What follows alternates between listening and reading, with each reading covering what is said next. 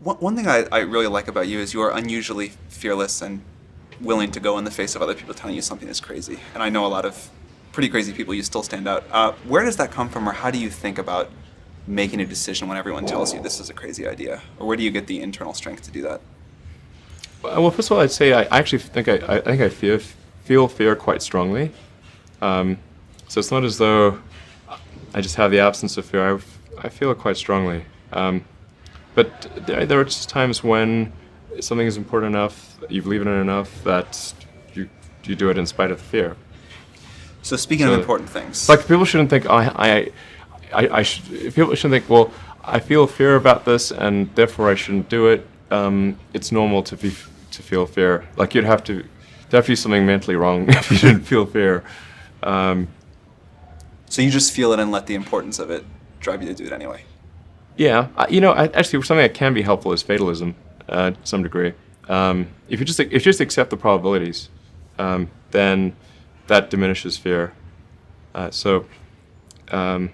starting SpaceX, I thought the odds of success were less than 10%, and I just accepted that actually probably I would just lose everything. But that maybe would make some progress if we could just move the ball forward. Even if we died, maybe some other company could pick up the baton and keep moving it forward, so that would still do some good.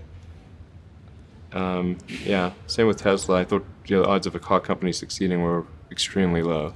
What do you think the odds of the Mars colony are at this point today? Well, oddly enough, I actually think they're pretty good. So like, when can I go? Okay. At this point, I am certain there is a way. I'm certain that success is one of the possible outcomes for establishing a self-sustaining Mars colony, in fact, a growing Mars colony. I'm certain that that is possible, whereas until maybe a few years ago, I was not sure that success was even one of the possible outcomes. It's a meaningful number of people going to Mars. I think this is potentially something that can be accomplished in about 10 years, maybe sooner, maybe 9 years. I need to make sure that SpaceX doesn't die between now and then, and that I don't die, or if I do die, that someone takes over who will continue that. You shouldn't go on the first launch. Yeah, exactly. Well, Actually, the first launch will be robotic anyway, so. I want to go, except for that internet latency. Yeah, the internet latency would be pretty significant. Mars is roughly 12 light minutes from the sun, and Earth is 8 light minutes, so at closest approach, Mars is 4 light minutes away.